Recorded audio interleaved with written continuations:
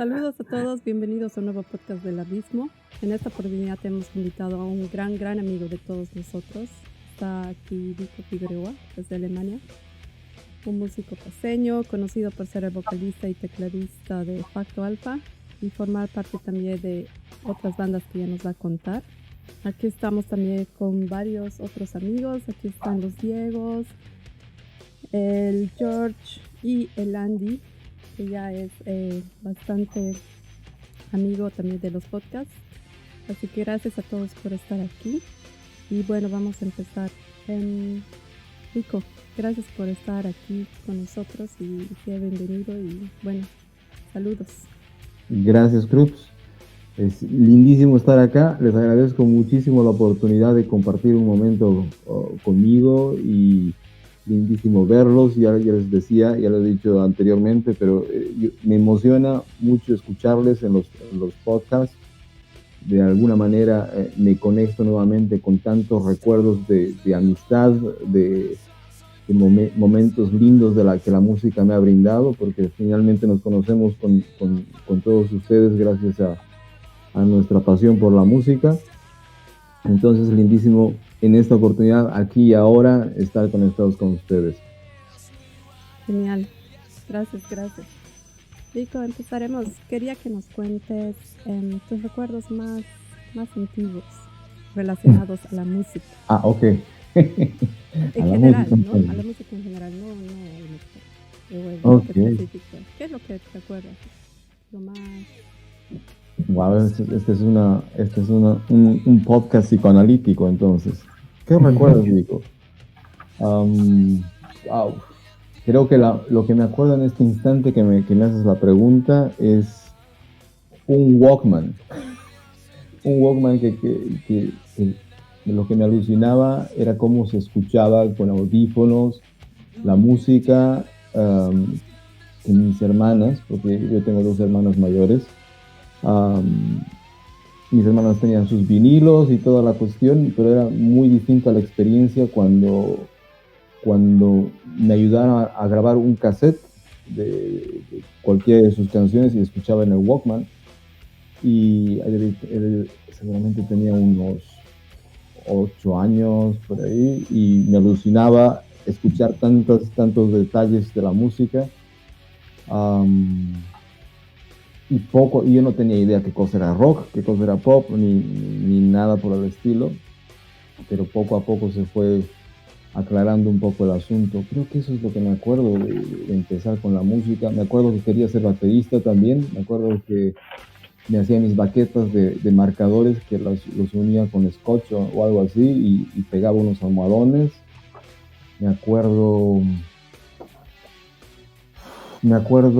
el primer instrumento musical que tuve también, que era un pianito de 3 octavas, creo, o 4 octavas con teclas pequeñitas, que fue un regalo cuando era muy joven. Y resulta que, como les decía, tenía dos hermanas mayores y mis dos hermanas mayores habían tenido la idea de querer hacer música y por buena onda mis viejos les habían comprado equipos, ¿no? Una guitarra y creo que era un charango, una cosa así.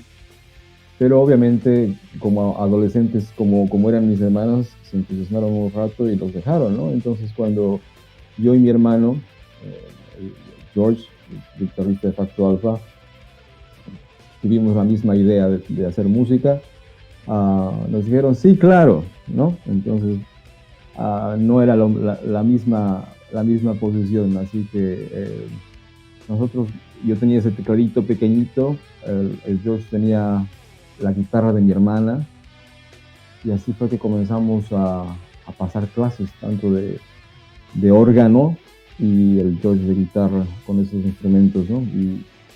Y después de muchos años, obviamente, las cosas cambiaron y bueno, eso ya es otra parte, pero sí, lo primero que me acuerdo cuando me dices recuerdos relacionados con la música va por ahí. Y de ahí, ¿cuál es tu recuerdo de cómo entras al mundo del rock? Porque obviamente has entrado al rock antes que que al metal, ¿no? Yo creo que al pop, en realidad por mis hermanos, ¿no? Me acuerdo de que una de las cosas que más me gustaba, una de las cosas que más me gustaba escuchar en el Walkman era Michael Jackson y el Thriller. Y me acuerdo que era fantástico escuchar las guitarras, todo tan bien ecualizado, ¿no? Y me acuerdo que alucinaba con Billie Jean y estos temas un poco más, que ahora sé que tenían más elementos de rock y que Eddie Van Halen estaba grabando el solo y el riff y toda la cosa, ¿no? Y me acuerdo que ahí fue que se va demarcando un poquito más de que me gustaba más el rock, me acuerdo. Pero me estaba olvidando del recuerdo más importante de por qué estoy en el rock, entonces. Me acuerdo que no había, no, sí había televisión a colores, eso sí, pero me acuerdo de que la transmisión de Rock in Rio del 85 fue en canal abierto y me acuerdo estar viendo en una televisión en blanco y negro que tenía en mi cuarto, esperando. Había visto a Black Sabbath, creo, había visto a Queen y le tocaba Queen cierra. Queen estaba cerrando, entonces ya está todo un poco mezclado, ¿no? Pero me acuerdo que cuando vi a Maiden, en ese instante cambió mi vida para siempre. De eso sí me acuerdo, muy, muy bien, porque había estado escuchando antes otras cosas, ¿no? Escuchaba Queen, obviamente por mis hermanas, ¿no? Escuchaba otras cosas, pero el recuerdo más claro de metal propiamente fue, de donde cambia todo, fue la noche que vi a Maiden en ese Rock in Rio. Me acuerdo era totalmente distinto el sonido a todas las otras bandas que había escuchado. El show era mucho más intenso y verlo al Dickinson en el momento en que se rompe la cabeza o que se hace una herida acá en la frente y yo decía, pucha, ¿qué está pasando? Eso es parte del show. O sea, ¿cómo es la cosa? ¿No? Como cuando eres changuito, ¿no? No entiendes mucho qué está pasando. Pero me acuerdo verlo al Dickinson cantando inclusive mejor que lo que estaba cantando ya con la sangre chorreando. Decía, wow, esto es algo más trascendental. Pero por Araco también el Dickinson, ¿no? Muchas, sí. Y sí, claro, sí, por andar emocionado se da el golpe, va donde el Rod Smallwood y dice, pararemos, y el Smallwood le dice, no, anda más bien donde está la cámara y que te vean. Sí, ¿no? Sí, eso nos enteramos muchísimo después, ¿no? Y el rato que veíamos, pucha, era otra cosa. Pero ver ese show, y me acuerdo del tema que me acuerdo era The Number of the Beast, porque era una de las pocas cosas que podía entender, ¿no? Del 666, y se me quedó en la cabeza, y mi imaginario, ¿no? De niño, de estar, que estaban diciendo algo de 666, ¿no? Y de unirlo a mis recuerdos de la profecía, de la película de la profecía, del anticristo y todo eso, ¿no? Entonces, pucha, uno va creando una cosa muy poderosa y oscura de por medio, ¿no? Y más quizás, obviamente, porque estábamos en un colegio jesuita, ¿no? Entonces la idea del demonio y todo esto te lo engrandece un poquito, un bagaje de ese tipo. Y me acuerdo que mi amigo William, de mi promoción, William Ortega, él tenía un hermano mayor y él sabía de qué se trataba Iron Maiden, y me dijo, esto es lo que tú estás buscando, ¿no? Y era el Number of the Beast, y ahí comenzó todo el asunto, ¿no? Entre querer tener un disco y demás. Pero mi primer disco en vinilo fue el Shout at the Devil de Mötley Crüe, y era porque en la Stereo 97 había la propaganda del Shout at the Devil de Mötley Crüe, y me alucinaba cómo sonaba, ¿no? Y se escuchaba muy, y también interesante por el título, ¿no? Decía, Shout at the Devil, grítale al diablo, una cosa así, mal traducida y toda la cosa, ¿no? Pero me acuerdo haber ido con mi mamá y el George, mi hermano, a la disquera Heriva y de allá arriba por la Pérez Velasco, y éramos changuitos, ¿no? El George y yo. Entonces mi mamá entró con nosotros a la disquera y vimos el disco ahí, dijimos, ese queremos. Y mi madre, buena onda, igual como nos compraba cómics de terror, porque simplemente queríamos ver cómics de terror, nos socapaba los gustos raros, nos compró el disco y escuchábamos mucho con el George el Shadow of the Devil. Entonces, eso definido con lo de Maiden, ya era un camino al mundo del metal. Sí. Esas épocas, Vico, y bueno, ahí, cosa rara, creo que por primera vez somos tantos del mismo gremio en una misma sesión. Ahí está vos, el Andy, el Machi, yo, de una misma corporación. ¿Cómo era el ambiente? Porque más allá de que el Andy es de otra generación, si quieres, ¿no? Otros amigos, ¿no? Tal vez el Olea que está ahí al medio. Pero, por ejemplo, en tu época, ¿cómo era el movimiento de los metaleros en el cole? ¿Quiénes eran? Pregunta. ¿Eran hartos, pocos? Es muy interesante. Y ¿saben qué? Viendo el podcast del Abismo, se me han estimulado tantas zonas del cerebro de recuerdos, porque en el podcast del Isamu, por ejemplo, él contaba eso, ¿no? De que gracias al hijo del dueño de Heriva, que habían tenido su disco, ¿no? Y justamente el hijo de esta discográfica, del dueño de esta discográfica, estaba en el colegio, ¿no? En el colegio San Ignacio. Entonces, no, se llamaba ¿Ocampo o Dueri? Ocampo eran los de... Ibáñez. Sí. Y me acuerdo que este era justamente el amigo del hermano mayor que te digo, de mi amigo de la promoción, ¿no?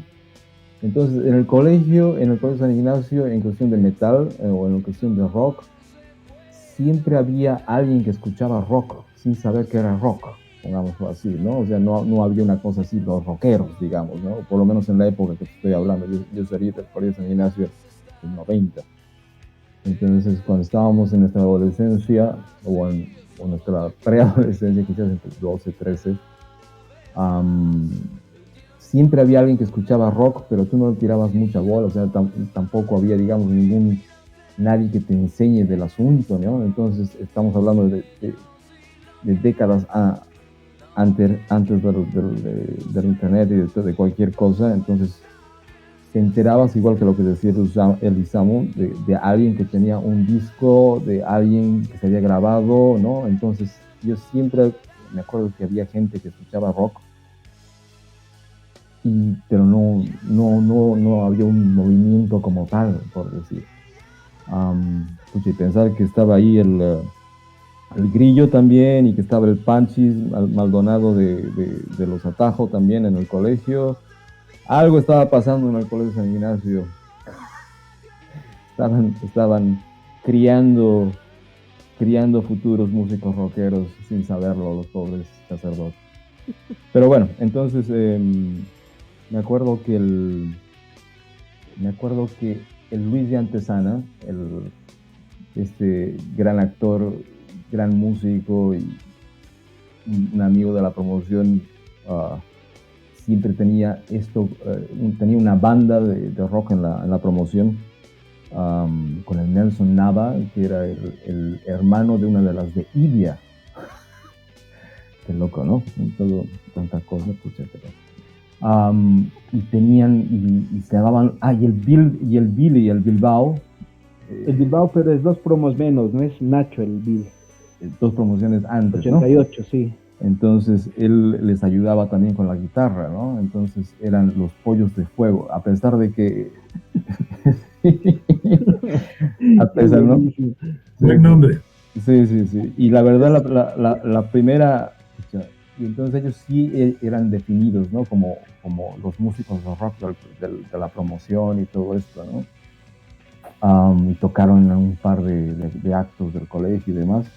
Yo estaba muy bajo perfil, ¿no? Porque no era lo mío, no me sentía tampoco, o sea, yo escuchaba más otras cosas, ¿no? Yo estaba tratando de encontrar más Maiden y esas cosas, y ellos estaban más con Doors y estas cosas, entonces creo que no me identificaba mucho por ese lado con querer tocar ahí. Sin embargo, a pesar de eso, la primera vez que toqué en vivo en un concierto así un poco más grande fue en el Colegio San Ignacio, ¿no? En una de las verbenas. Y sí, eso fue un poco loco con el George. Esa fue nuestra primera banda y fue una semana antes de nuestro primer show fuera, o sea, en un festival que hubo en Las Cholas. Entonces, teníamos nuestra banda, nuestra primera banda con el George, con mi hermano. El bajista era el Trans Grossman. No, sí. Claro. Y un baterista, el Arturo Marín, un amigo muy querido también. Es que son tantas cosas, pucha. ¿El Arturo no estaba en Enduro después? ¿En época? No.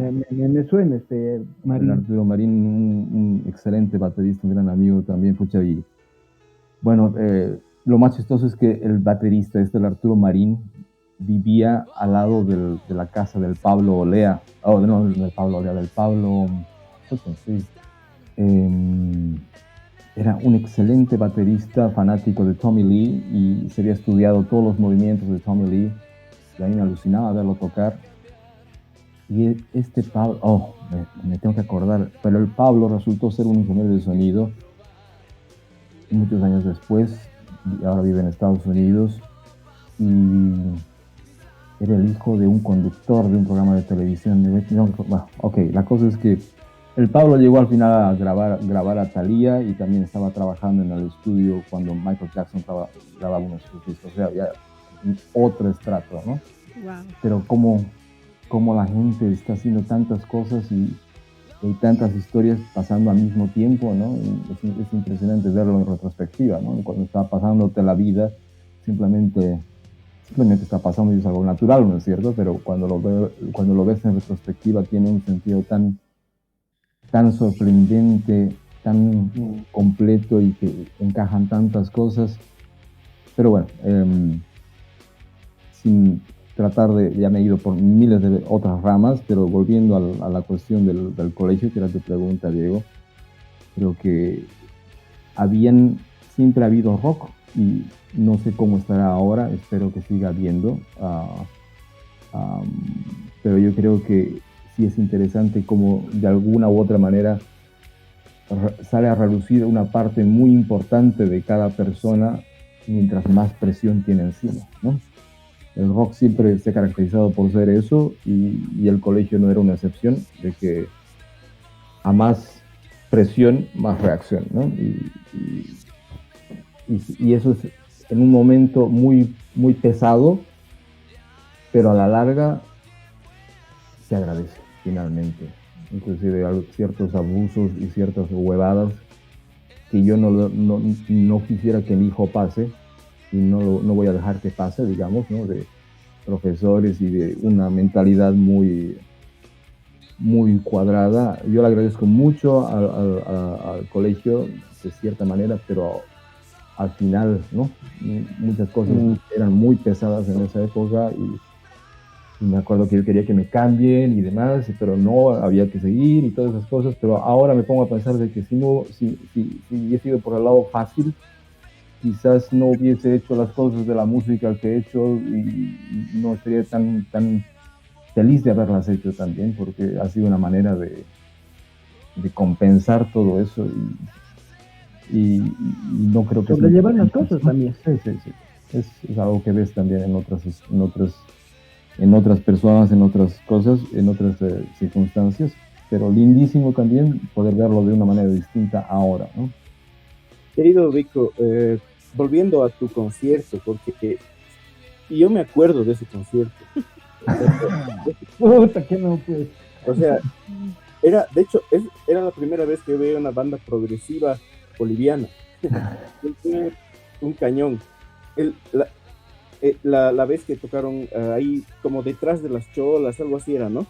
Todavía no había la costanera, no sé cómo era la cosa, pero era una cosa así medio rara.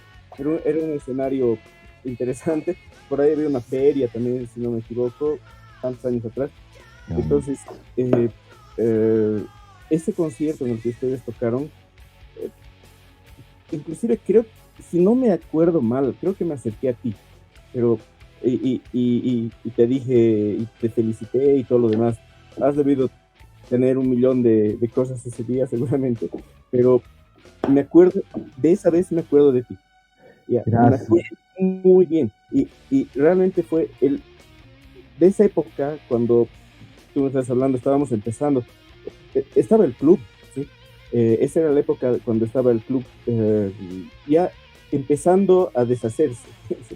Entonces, en esa época, cuando ustedes tocaron ahí, me encantó tanto que me acerqué, hablamos un cachito y lo del club, alguna cosa así, y luego chao. Y bueno, después nos vimos en otros lugares, pero realmente fue una gran sorpresa encontrar una bandaza como la de ustedes, porque no parecían que era una banda que estaban empezando, la verdad. Era muy impresionante. Gracias, Andy. ¿Sabes qué? Yo ¿Qué creo tocaban? que tú has visto otro concierto, Andy, cuando ya hacíamos Facto AFA como rock progresivo, porque ese primer concierto en Las Cholas que tocamos, me acuerdo muy bien cómo es, ¿no? La primera vez de cualquier cosa siempre se te queda de alguna manera en tu vida ahí.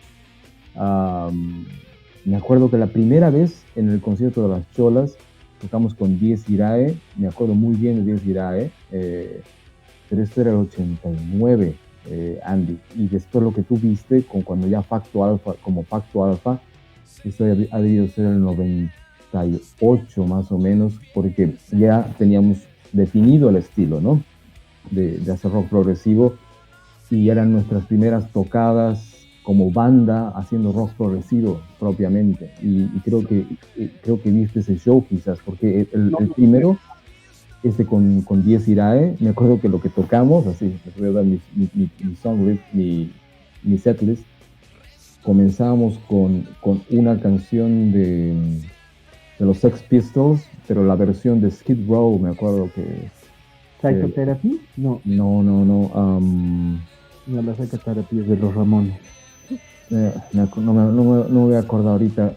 Bueno, era una canción punk. Tocamos Bon Jovi, tocamos Poison, tocamos algo más, pero no teníamos composiciones ni nada por el estilo, pero esos eran nuestros primeros shows así de 17 años, 17, ¿sí? Por ahí, o 18 quizás. Pero el show que tuviste era ya como Facto Alfa, y me acuerdo de ese show, era una cuestión que había organizado el Club de León, es una cosa así, una cosa un poco rara, una feria, ¿no? Y una feria por la puntualidad boliviana, una cosa así. Y ahora fue por una amiga muy querida también que nos metieron ahí sin saber a quién estaban metiendo, digamos, porque quizás pensaban que íbamos a tocar, no sé, algo más bailable o animar la cosa, ¿no? Y terminamos tocando. Estamos tocando, creo que ahí estamos tocando ya a Tom Sawyer. Eran dos. Sí, recuerdo la de Tom Sawyer. Tienes razón, tienes toda la razón. Cuando ustedes ya tocaron progresivo, me alucinó porque tocaron Tom Sawyer, tocaron algo más así, muy, muy interesante. Pero me acuerdo del concierto que tú me estás diciendo, porque ese concierto era en un lugar bastante raro. Era, no sé si te acuerdas, era como justo detrás de las cholas. Todavía las cholas. Era al frente de los kioscos, ¿no? Al frente de los kioscos pusieron un escenario ahí. En realidad había una cuestión de una plataforma de cemento que aprovechaban para que sea el escenario, ¿no? Donde ahora son los tractores, ¿no ve? Donde hay unos tractores, no sé si... Al frente. Sí, ahí al frente era. O sea, y todavía no estaba terminada la costanera, no sé cómo era la cosa, pero había un escenario ahí y tocaron ahí los 10 Irae, tienes razón. Lo que pasa es que me acuerdo de haberlos visto a ustedes porque me impresionó también que sean del colegio, ¿no? Yo no fui a las verbenas y todo lo que dices, pero sí, sí recuerdo haberte visto ahí. Y también, si no me equivoco, la otra era con esos globos que inflaban, ¿no? Vemos como un escenario con globos inflables por detrás, algo así. Sí, creo que Creo que había ahí, algunos globos de... pero no era esa vez, esa era la del 98, que es así, sí. La del 89, 90, Sí, era el inicio y era cuando estábamos en el club. Y me acuerdo por el club, ¿no? qué interesante. Fui a ese concierto casi como representante. En esa época Qué era interesante. el encargado, digamos, del club, el presidente del club. Entonces fui y Súper organizado. me acuerdo bien que había un escenario así, bastante rústico, pero no era malo el sonido tampoco. Pucha, yo me acuerdo que los primeros, igual que la mayoría de las bandas y la mayoría de las bandas en esta época en nuestro país, padecíamos, ¿no? Padecíamos. Para empezar, es un shock emocional el estar frente al público, ¿no? Y no haberlo hecho antes, digamos, ¿no? Después ya vas manejando la cosa desde adentro, pero... Y me acuerdo que el despelote del sonido siempre fue un despelote, sino... Tú sabes cómo es la cosa, ¿no? De si no tienes un ingeniero de sonido, que no es un lujo, sino es un deber, después de cuando ya la tienes un poco más clara, pero es un despelote cuando te conectaban a un amplificador. O sea, mi teclado lo ponían siempre al amplificador debajo, ¿no? Y se escucha un desastre, ¿no? Y no escuchas al resto de la banda y tienes que tocar, o sea, teníamos que tocar así a ciegas, me acuerdo en ese concierto. Y habían otros ya más ubicados, ¿no? Los 10 Irae, yo alucinaba porque comenzaban con In the Flesh y los las prístinas armonías, ¿no? Fantásticas vocales, porque 3 de ellos o 4 de ellos estaban en la sociedad coral. Giovanni, el Giovanni, claro, ¿no? Y yo los veía como que, bueno, están en otro nivel, ¿no? De todo el asunto. Y la diferencia que veía cuando estábamos comenzando a tocar y después las cosas como han ido dándose después de al final terminar tocando con ellos y ya se va haciendo más estrecha la diferencia, ¿no? Y verlos de otra manera, ya todo, pero me acuerdo que en esa época yo veía una diferencia grande. Y me acuerdo mucho de los 10 Irae más que todo. Sin embargo, de la banda así de la banda nacional que cambió mi vida al verlos, esa fue Track. Me acuerdo y verlo al Clem Vargas y todo eso, y al final también haber tocado con ellos, así haber compartido escenario con ellos, fue, ¿no? Como esas cosas te quedan de changuito y después ya dices, escucha, wow, eso ya era una oportunidad hermosa también. Pero me acuerdo ¿Qué año llega Track? Yo por ese lado. Perdón, Vico. ¿Qué año llega Track? Yo me acuerdo, el 90. Los 90, ¿no? Sí. Justo cuando estábamos tratando de sobrevivir o de hacer algo como con nuestras primeras bandas, ¿no? Track estaba también súper adelantado y los primeros conciertos en el cine Tesla, me acuerdo. Y después seguirlos, ¿no? Como no hay páginas, no había página web para buscarlos ni nada, estar atento al programa de televisión, algunos de los pocos programas de televisión donde pasaban videos de rock, donde alguna vez entrevistaban a alguna banda y Track estaba ahí, súper bien puesta y era lo que nos gustaba, ¿no? O sea, ahí había una diferencia grande porque estaban haciendo sus canciones, ¿no? Estaban haciendo sus propios temas, no estaban haciendo covers que nosotros estábamos tras el cover, obviamente así empezamos la mayoría de los músicos y es lindo comenzar con eso y todo, pero escucha, cuando ves una banda que suena como suena, haciendo sus propias composiciones, ya pone pues, ¿no? Un parámetro de a dónde quieres llegar, ¿no? Y me alucinaba y que yo creo que ha sido una gran inspiración nacional tener a Track ahí y después, escucha, cómo han ido conjuncionándose nuestros caminos. Lo que mencionabas, Vic, hace un ratito de Landy cuando decía que él iba porque era representante del club. Y ese momento recuerdo que en la anterior sesión, una de las anteriores sesiones, el Over decía que no, pues tenían que ir todos al concierto, así era, así de organizados estaban. Sería un concierto de Trash, porque era La Paz Trash No Drag. Tenían que ir todos al concierto, no había excusa, tenían que ir. No sé si llamaban lista, pero eso ha dado un toque más o menos el Over, dijo. Qué buena onda. Y quería retornar a esos 90, a los 90 y ahí, porque algo también que me parece súper interesante es como de alguna forma había varios de estos grupos ya de chicos que estaban formando sus bandas en la ciudad, estaban interrelacionados, ¿verdad? Estaban ustedes en su colegio, pero había otros colegios también en varias zonas de la ciudad que estaban haciendo lo mismo, no todos, pero había varios grupos, ¿no? Entonces, sí, es cierto, habían diferentes cosas que pasaban y te enterabas, ¿no? De algunos colegios que tenían sus festivales y demás cosas, pero bueno, no sé, creo que en mi adolescencia, cuando estábamos saliendo del colegio y demás, mi vida giraba en torno a un círculo mucho más cerrado, no iba, digamos, me acuerdo que sí fui a un rock ball en el Coliseo cerrado. Me acuerdo estar siempre atento a estos programas donde pasaban videos, como te digo, y siempre entrevistaban a bandas de colegios, ¿no? Y algunas veces veías tocar en vivo a los pobres en un estudio, pero no había un movimiento, o sea, no había un movimiento como tal. Me acuerdo que por mis hermanas eran 10 años mayores, ¿no? La mayor tiene 10 años y la siguiente tiene 8 años mayor que nosotros. Yo soy el tercero y luego viene mi hermano, el George, que tiene 1 año y medio menos que yo. Entonces, mis hermanas me hablaban, yo escuchaba a sus amigos, ¿no? Hablar de Stratus, escuchaba cuando Stratus iba a tocar en el castillo policial, ¿no? O en el castillo de Miraflores, ¿no? Y lo primero que me llama la atención era el castillo, ¿no? O sea, un castillo, ¿no? Pero ya estoy retrocediendo un poco antes, ¿no? Porque cuando era más changuito escuchaba esto. Sin embargo, el primer demo de Pacto Alfa después lo grabamos en el estudio del Johnny Chávez, ¿no?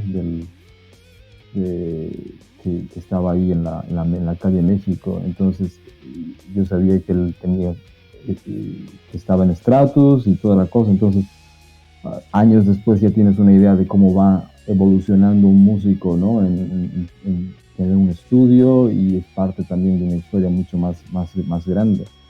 El Rock Ball al que fui a ver, el 88, 89 en el Coliseo, y era súper interesante también, ¿no? Porque eran bandas que estaban tratando de hacer lo suyo también, muchos haciendo covers y demás, pero pucha, y en esa época no estaba tan activo, pero ahora me doy cuenta de la importancia que tiene para un joven ver bandas haciendo lo suyo, ¿no? De una u otra manera. En vivo. Sí. Entonces, y eso lo he dicho también cuando hemos tocado, pucha, porque siempre hay changuitos, ¿no? Ahí y sabes que estás de alguna manera afectando sus recuerdos, ¿no? Y que van a hacer otras cosas más, y eso es una responsabilidad grande también de cualquier artista, el saber que estás influyendo en la vida como han influido otros artistas en la tuya, ¿no? ¿Te acuerdas, Vico, del concierto, y tú, Andy, igual? ¿Te acuerdan del Rock Ball, del primero del Franco?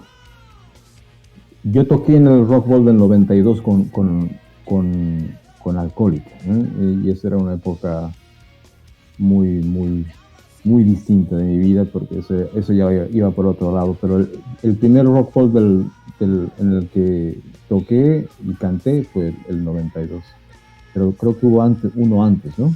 Debe ser ese que tú dices. Yo me acuerdo, debe haber sido 92. Yo me acuerdo, es posible que en ese concierto, no sé si se acuerdan, es posible que haya tocado el Gillo.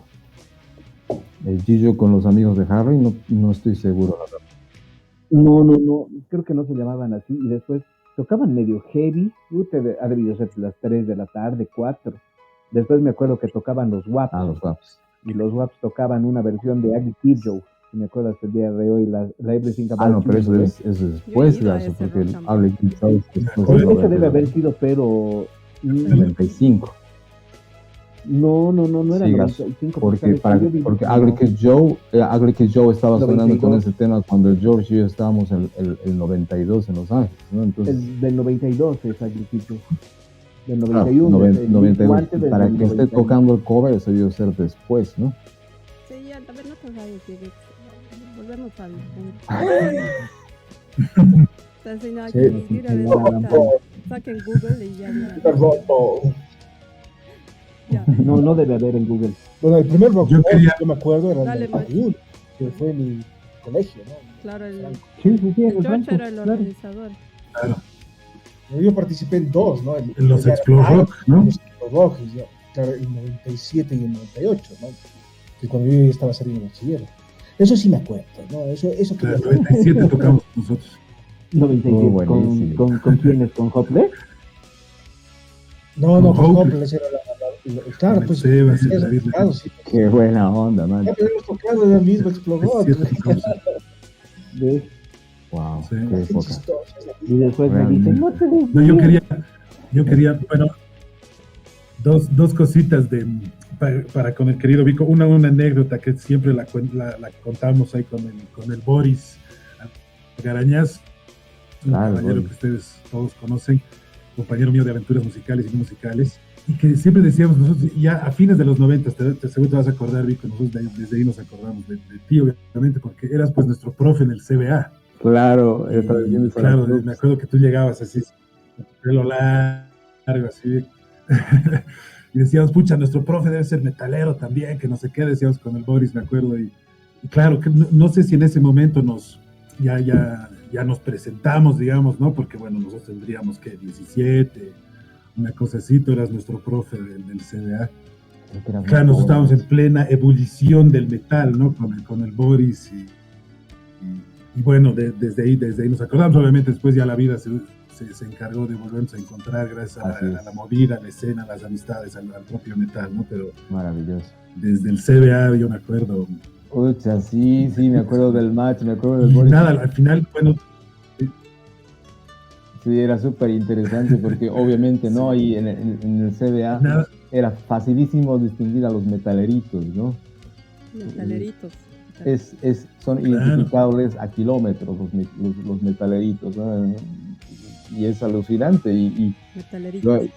Claro, no es que es así, pues, ¿no? Son changuitos igual, y obviamente sus poleras, ¿no? La actitud y todo, pero buena onda y yo agradezco mucho al final de que se me haya dejado tener ese trabajo con el pelo largo, ¿no? Y que normalmente siempre era una interrogante, pero fue una experiencia linda y conocí gente maravillosa también y ya, obviamente creo que me identificaba mucho con el Machi y con el Boris porque estaban escuchando más metal, ¿no? Y ya ¿no? esa empatía que hay cuando conoces gente que está metida de alguna manera con lo tuyo, ¿no? Esa identificación surge siempre, es espontánea, ¿no? Y hablamos un poco de cómo nos identificamos con una u otra cosa, pero con el metal siempre ha sido significativa y linda. Genial. Sí, pues sí. Y bueno, y la otra pregunta, y con esto voy a terminar, querido Vico, ¿en qué momento, y bueno, hablando obviamente de toda esa etapa, me imagino, ¿en qué momento descubres el progresivo? O sea, si bien ya escuchabas metal, ya habían algunas cosas, y esto también el Andy seguramente va a disfrutar de esta parte, digamos, o sea, ¿en qué momento, con qué banda dices, pucha, no, tengo que armar una banda progresiva, quiero armar algo aquí, cosa que después se vuelve factual, obviamente, ¿no? Pero buena onda. Gracias, Max. ¿Qué momento es el que tú más o menos identificas como que dijiste, puta, aquí voy? Bueno, de lo que sí me acuerdo es de que cuando estaba creciendo siempre habían grupos muy psicodélicos, ¿no? O sea, que se perdían en solos de 20 minutos y no era exactamente lo mío, ¿no? Pucha, pero veías así y decías, pucha, estos están arriba, ¿no? Están flotando en la estratosfera, pero no los identificaba como progresivos, ¿no? Después, en retrospectiva, ya entiendo de que yo distinguía ciertas cosas, pero no sabía qué cosa era qué. El momento en el que sí dije, no, el progresivo es lo mío, fue cuando estábamos el George y yo en Los Ángeles. Estuvimos un año ahí en una escuela que se llama Musicians Institute, y ese fue un cambio enorme, y estamos hablando con el George hace unas cuantas noches de lo importante que fue para nosotros ese paso. Mi viejo se rajó porque éramos muy jóvenes. El George tenía 18, yo tenía 19, y estamos ya pasando clases de música, ¿no? Como les conté, estamos en el centro musical Yamaha. Antes el George estaba pasando clases con el Carlos Daza, el de Guara, ¿no? Y estaba pasando clases de órgano, ¿no?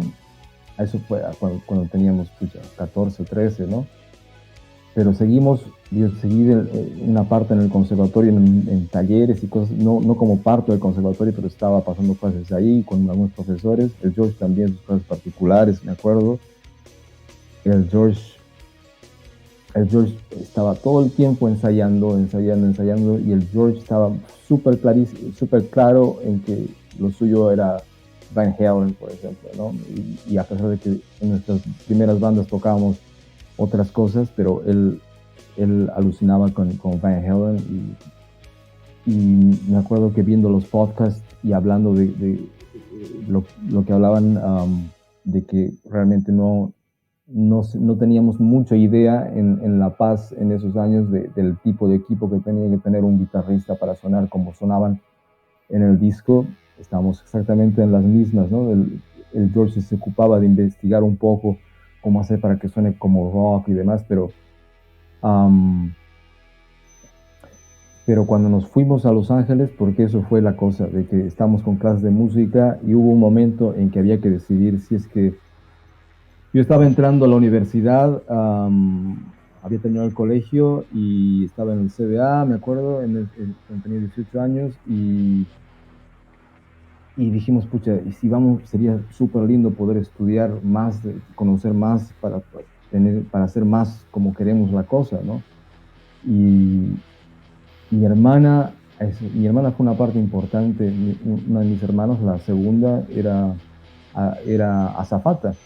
Entonces, ella iba y volvía de Estados Unidos, y le pedíamos que nos traiga una revista, ¿no? Y nos traía Circus Magazine, y nos traía, y nos pedía Guitar World o Guitar for the Practicing Musician.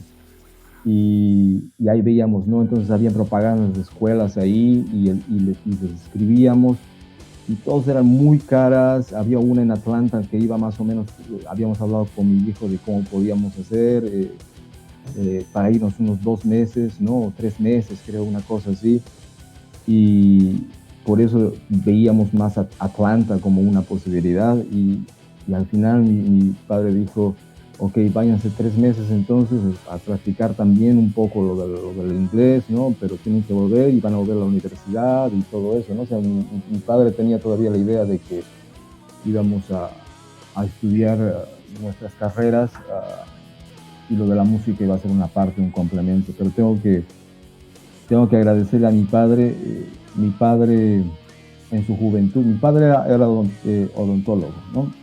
Pero en su juventud mi padre estaba muy metido con la radioafición. En esa época se llamaban radioaficionados, ¿no? A esas personas que tienen sus equipos y que hablaban con diferentes partes del mundo, ¿no? Y también con la radio en general. Él tenía un programa como DJ. Mi padre era de Potosí y vivió una buena parte de su vida en Sucre, y mi madre era de Sucre, ¿no? Y se conocieron ahí, y me contaban como mi padre tenía un programa de radio, ¿no? Y tenía fotos de mi padre con el micrófono y todo esto. Y es así que entre su profesión, que era odontólogo, y la radioafición y ser DJ y demás de esto, él llegó a trabajar con músicos, a conocerlos, y él fue por un tiempo el manager de Los Grillos, de una banda sesentera, ¿no? Pues es que son tantos recuerdos. ¿El Ernesto está por ahí? ¿Perdón? El Ernesto, ¿no? No. El papá del Ernesto Rodríguez, don Boris Rodríguez, un capo. Después nos vas a contar eso. Sí, son muchas cosas. Pero bueno, la cuestión yo creo que fue por ahí, de que como él sabía cómo era la música, ya nos vio que estábamos siendo un poquito más allá que mis hermanas en sus visualizaciones de lo que querían hacer. Pues teníamos una banda ya, estamos haciendo nuestros shows, ¿no? Estamos tratando de hacer nuestras canciones, cosas así. Y mi padre decidió apostar por nosotros, nos dijo, ya entonces vayan 3 meses a Atlanta. Y cuando fuimos a que nos den la visa, nos negaron la visa, porque nos dijeron, necesitan un formulario que esta escuela no da. Y nosotros no teníamos idea, ¿no? Y los de la escuela decían, tienen que venir con esta visa, que es normal, y que aquí nuestros estudiantes extranjeros. Y no pasaba nada. Eso nos retrasó la cosa por unos meses más.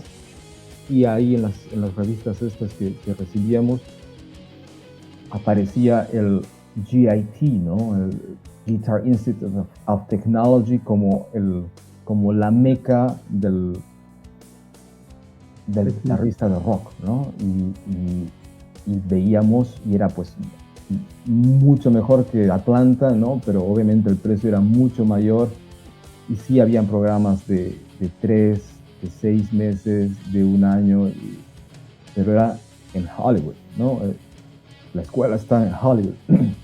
Y eso es, ok, eso ya lo veíamos como que eso ya es demasiado para nosotros, ¿no? Estar en Los Ángeles, en Hollywood, ¿qué onda, no? Y, yo soy padre ahora, tengo una niña de 14 y una chica de 14 y un niño de 6, y me pongo a pensar si es que cuando ellos tuvieran, o cuando ellos tengan 17 o 18 y estén yendo por este lado, si es que yo los dejaría ir. Si no han salido ni siquiera, bueno, han salido en su viaje a promoción, han salido a Cochabamba, han salido a Santa Cruz, si yo los dejaría irse a Los Ángeles, ¿no?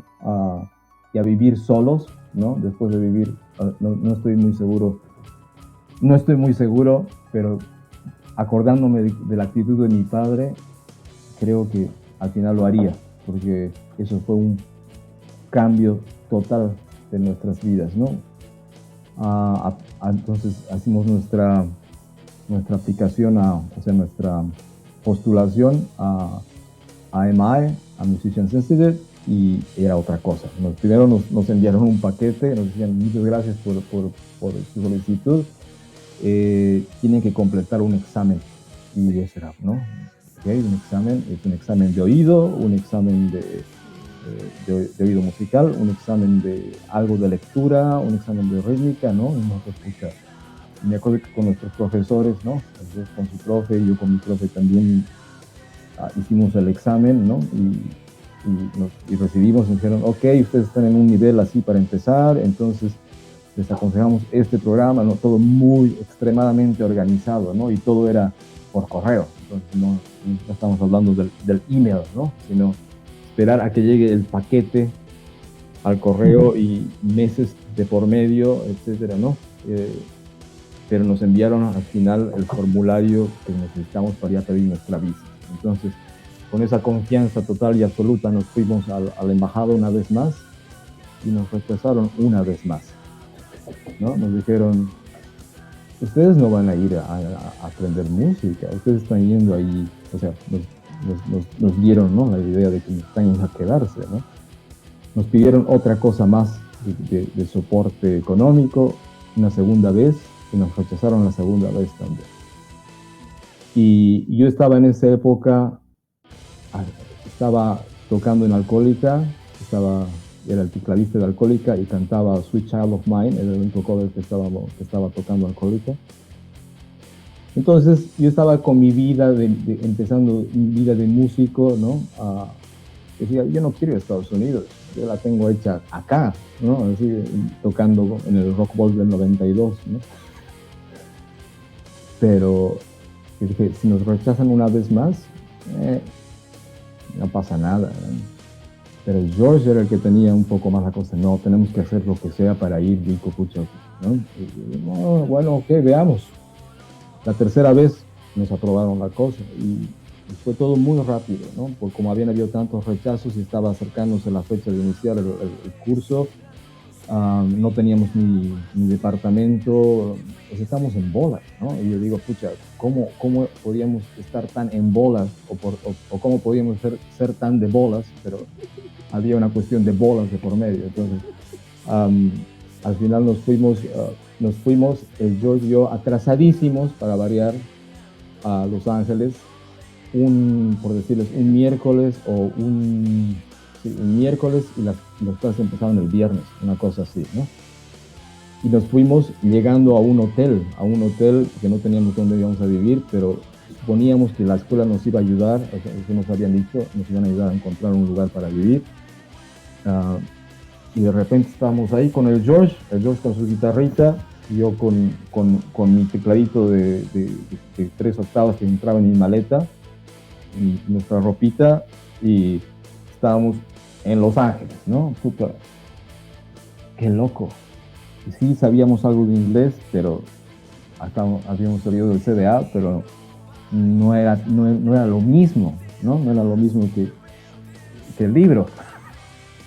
Entonces llegamos, pasamos la noche ahí y comenzó una de las épocas más alucinantes de nuestras vidas. En Los Ángeles, en Hollywood. Y el primer día de clases, ¿no? Nos fuimos a registrar y todo eso. Esa es otra historia.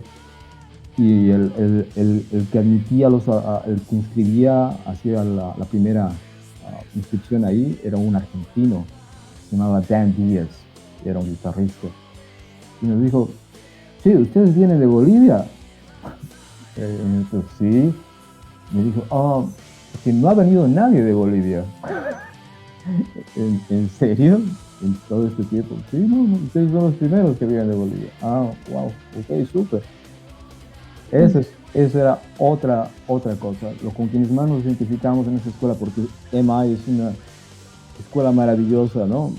Sé que sigue siéndolo, y había músicos de todas partes del mundo, había muchos japoneses, había muchos suecos, porque el gobierno sueco les pagaba, les becaba, ¿no? O sea, les daba el dinero para que ellos paguen después como músicos profesionales. Así que ya tienen una idea, ya tenemos que tener una idea de por qué Suecia está donde está, ¿no? Y habían unos cuantos sudamericanos, y con quienes más nos identificábamos eran con los puertorriqueños, ¿no? Por el idioma, por la onda, ¿no?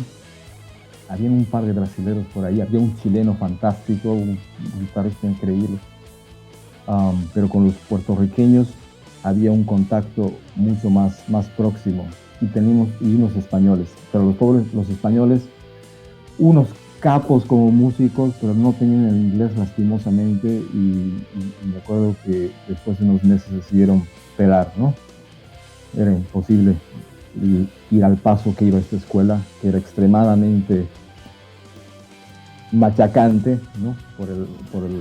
En el estudio 24 horas, realmente decía, el mejor de la propaganda decía, vive la música, respira la música, siente la música, 24 horas al día. Y yo decía, sí, es un bonito eslogan, y hasta estar ahí, realmente era así. Era maravilloso. Eso ya es un capítulo quizás aparte de cómo funciona una escuela a ese nivel, ¿no? Pero al punto al que quería llegar era que estos amigos puertorriqueños, uno de ellos, Heriberto Colón,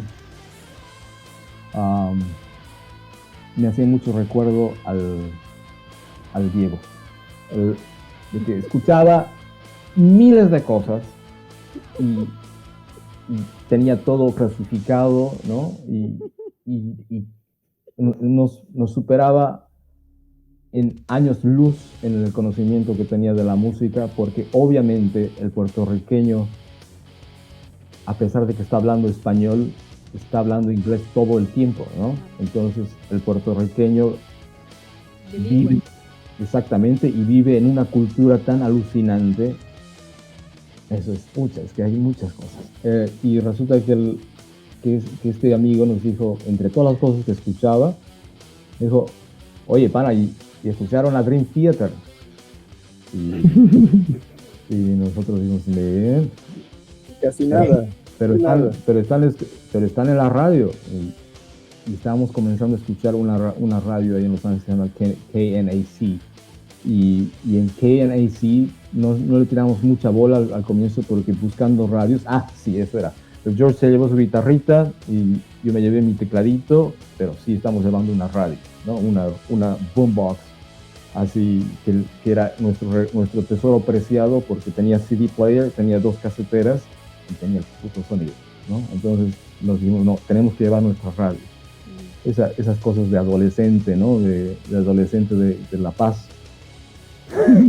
Y nos llevamos y comenzamos a escuchar KNAC ahí, pero no nos convencía mucho porque había muchas canciones que no estábamos, ya me acordé del nombre, lo siento, eso va a ser muy chistoso, pero el baterista del que les hablaba hace un rato, el hijo del conductor, es Pablo Arraya. El Pablo Arraya, el hijo del Chacho Arraya. Y me acuerdo, ahora hicieron contacto en mis neuronas, porque el Pablo, cuando estábamos antes de irnos a Los Ángeles, él conocía Musicians Institute y todo eso, y nos dijo, pucha, pero ahora ya no hay tanto la música que a ustedes les gusta, más heavy metal y esas cosas, ahora es mucho más esto, ¿no? Y alucinaba con Pearl Jam y todo eso, ¿no? Y era algo nuevo, porque el Pablo estaba en el Calvert. Entonces, obviamente, tenía cosas muy recientes, ¿no? Muy recientes. Y había salido el álbum negro de Metallica y el Pablo le encantaba Lance Ulrich también, pero decía, pero está cantando medio maricón el James Hetfield, ¿no? Se refería a The Unforgiven, ¿no? Entonces, cuando escuchamos el KNAC, esa radio, escuchábamos mucho lo que el Pablo nos decía, ¿no? Pearl Jam y Soundgarden y esas cosas. Y de repente, y Nirvana. Eso estaba en todas partes, ¿no? Sin embargo, veías muchas pintas heavy metaleras, ¿no? En Los Ángeles, pero veías al mismo tiempo otras pintas con camisas de franela y con botas con Doc Martens, ¿no? Y claro, totalmente, ¿no? Entonces veías las dos cosas, ¿no? Yo me identificaba mucho más con lo que yo conocía, ¿no? Con los tipos que tenían botas Laredo, ¿no? Pero estaban los otros tipos, ¿no? Y los puertorriqueños estaban un poco en el medio de ambas, ¿no? Entonces era un poco así, ¿no? Tan joven, porque no había salido de su país y toda la cosa, ¿no? Así que, pero eso ya es otra cosa también, miles de cosas. Y al final, este puertorriqueño nos dijo, eso que han escuchado la otra vez, Paul Meander, eso es Dream Theater. Y decíamos, wow, sí, esa banda sí suena a otra cosa. Y realmente, ¿no? Ponían Jeremy de Pearl Jam y después la siguiente canción era Paul Meander, ¿no? En la radio. Y decíamos, son cosas diferentes. Sin embargo, este puertorriqueño nos dijo, oye, pana, mira, yo te presto el disco, escúchalo a ver qué te parece. Y escuchar el Images and Words, que había salido recién. 92 es, ¿no? 92. Eso cambió todo, absolutamente todo, porque en primer lugar era música demasiado perfecta, ¿no? Yo decía, eso es imposible que toquen, eso lo hacen con computadoras, eso, ¿no? Suena un poco artificial también, pero escuchando y obviamente al mismo tiempo que estábamos estudiando música, ya comenzamos a tener otra apreciación, ¿no? En la escuela había un escenario en el primer piso, eran unas cosas de 3 pisos, y un escenario fantástico para 500 personas, ¿no? Y iban muchas bandas de jazz fusión y todo esto, ¿no? Entonces había muchos músicos que iban más a ese lado, por más de que MI tenía una imagen de rock, pero había mucho jazz fusion y todo esto. Entonces quizás estar escuchando un poco eso, ¿no? Y arreglos orquestales, porque había una big band también y demás, y escuchar Dream Theater era un complemento perfecto. Y me acuerdo que obviamente, como era el auge en ese momento, decía que Dream Theater iba a tocar cerca de Los Ángeles, y fuimos a verlos, y solamente para saber si esa música tan perfecta realmente era posible de reproducirla en vivo, ¿no? Pero cuando fuimos nos quedamos con la boca abajo, ¿no? De que era igual o mejor, porque el sonido, eso era la cosa, que para ese disco el porno utilizaba triggers, ¿no? Entonces esa era una parte de por qué se escuchaba un cacho artificial, o tan perfecto, o tan demasiado artificial quizás, pero escuchándolos en vivo, con los arreglos que una banda en esa época como Dream Theater, ellos no tenían idea tampoco. Dream Theater era su segundo disco, ¿no? Y no tenían idea de todo lo que iba a pasar después. Entonces ya no estaba el Kevin Moore. Estaba el Kevin Moore, pues. Entonces era... Claro, estaba. Yeah. Yo no sé hasta cuántos discos está el Kevin Moore en Dream. Lastimosamente solamente 3.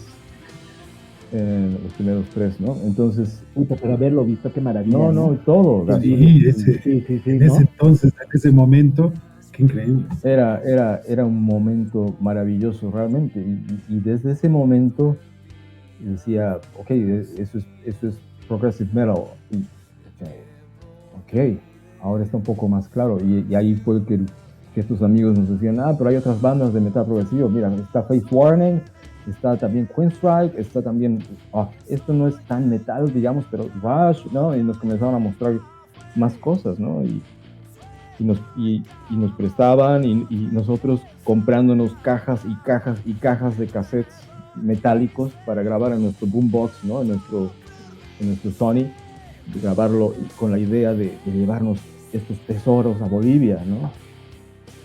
Qué loco, ¿no? Como ¿qué habrá pasado con esos cassettes y todas las horas? Y yo, mientras escuchaba, hacía los títulos y trataba de copiar lo mejor posible el logo, ¿no? O sea, nuestra mentalidad de músico boliviano, ¿no? Así de amante boliviano de la música. Bueno, nosotros... Genial, todos hemos pasado.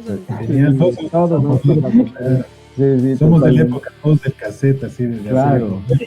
Pero chicos, Esa cultura. en esa época era piratear o morir. Sí, claro. Además, si no era eso, probablemente hoy día sería otra historia, ¿no? O sea, eso nos ha ayudado a iniciarnos. O sea. Mira, no muy metalero, pero así eran, mira. Tal cual. Claro que no sé. Pucha, qué bueno.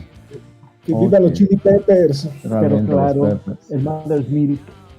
Y me acuerdo en esos años, el Under the Bridge era el hit, ¿no? Entonces ya se puede imaginar Under the Bridge, Jeremy y después Paul Meander, ¿no? Y por ese lado iba de que ya comenzamos a ver más progresivo. George era fanático en esa época, había pasado de Van Halen a Extreme, a Nuno Bettencourt, y ni bien llegamos a Los Ángeles, el primer disco que nos compramos fue el Free Size to Every Story de Extreme, porque realmente nos encantaba, nos gustaba mucho Extreme en esa época. Entonces estábamos en el medio de un montón de cosas, de influencias, de músicos, de vivir una nueva vida, de sobrevivir. Estábamos sobreviviendo literalmente. Como éramos inexpertos, vivíamos a base, teníamos la peregrina idea de que no iba a pasar nada si es que comíamos todos los días cornflakes y espaguetis, ¿no? Y así, porque no teníamos tiempo de cocinar gran cosa ni nada. Mientras tanto, los españoles se pasaban todo el día cocinando porque no les interesaba mucho, no entendían las clases en inglés, por lo menos iban a cocinar, iban a comer bien, eran unos pero recontra músicos.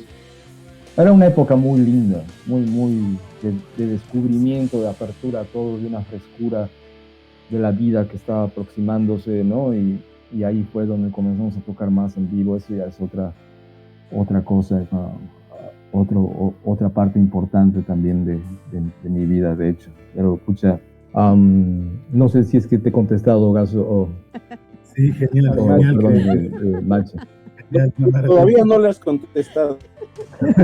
Seguimos esperando, no voy a contestar. Pero estamos en tensión, estamos a Pero estaba pendiente. cerca. No, genial, genial. Sí, Dream Theater, esa fue toda la cuestión para el metal progresivo y después, y para lo que queríamos hacer años después, ¿no? Creo que gracias Vico, como siempre hablar contigo son horas de horas de horas y siempre terminamos hablando de un mundo aparte. Pues creo que por la hora y demás, creo que algún cacho va a tener que haber segunda parte y ahí ya los inicios de facto en Bolivia, me imagino. Sí, han pasado varias cosas desde ese punto hasta Facto Alpha. Sí, pero Qatari también, Ad Libitum Project, eso fue algo tan lindo que nunca salió. Grandes también, amigos, ¿no? De Ad Libitum Project, el Alfred hasta el día de hoy, ¿no? El Alfred, no, y ese es un gran disco. Y, bueno, hay muchas cosas de las que hay que hablar cuando se pueda. Pero qué lindo, realmente estoy muy agradecido porque me emociona poder contar todo esto. Es una realidad totalmente distinta el estar en Alemania. Trabajo actualmente como profesor de técnica vocal, como de canto y de piano. Estoy trabajando en eso hace 4 años, desde que llegué. Solo que al comienzo, 4 ya casi. Y fue uno de los pocos lugares, una escuela, como está unido todo, como les decía, porque llegué acá sin idioma, ¿no? Y yo tengo una licenciatura en psicología, pero nunca he ejercido psicología. Lo mío ha sido siempre enseñar inglés, español y la música, ¿no? Yo siempre elegía de alguna manera esto de tener cierta libertad para poder seguir haciendo música y a eso fue a lo que me dediqué. Trabajé antes de venir a Alemania los últimos 9 años en la Embajada de Estados Unidos y me permitía seguir grabando, seguir ensayando y mi vida cambió también radicalmente desde que soy padre y obviamente, ¿no? Ese es el cambio que todos hacemos en algún momento y una opción de la que no voy a arrepentir absolutamente nunca. Y llegando a Alemania, esa posición ha sido la de tener algo que pueda hacer acá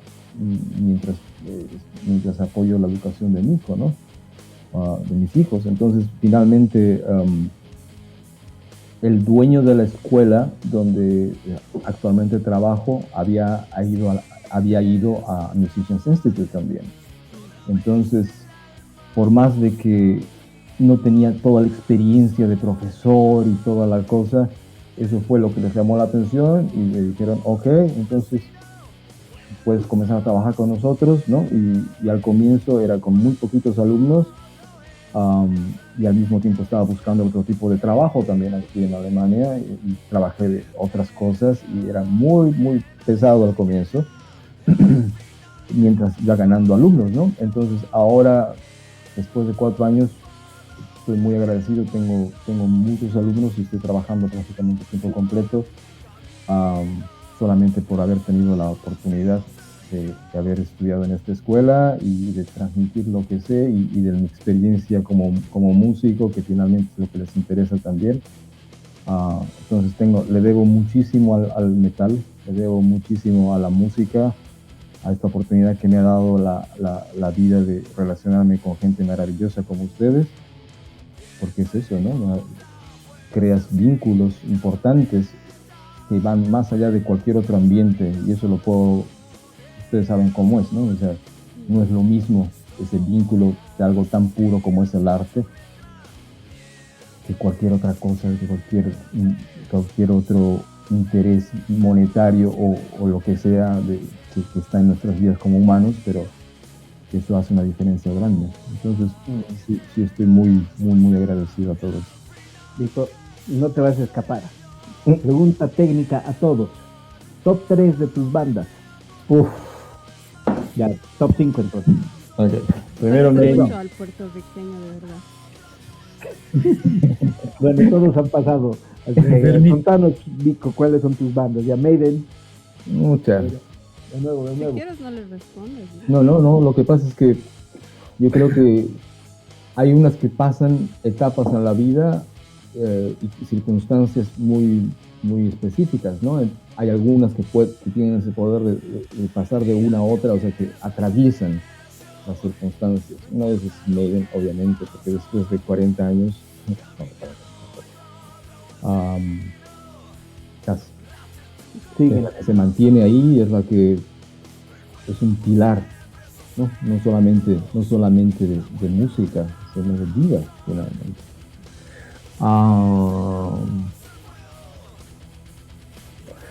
Symphony X, puedo decirlo también, porque cuando estábamos empezando con Facto Alpha, Symphony X estaba ya bien consolidado y nos mostraba musicalmente algo distinto a Dream Theater y todo esto, ¿no? Y extraño, así nunca hemos tocado un par de covers, pero bueno, es una influencia grande, creo.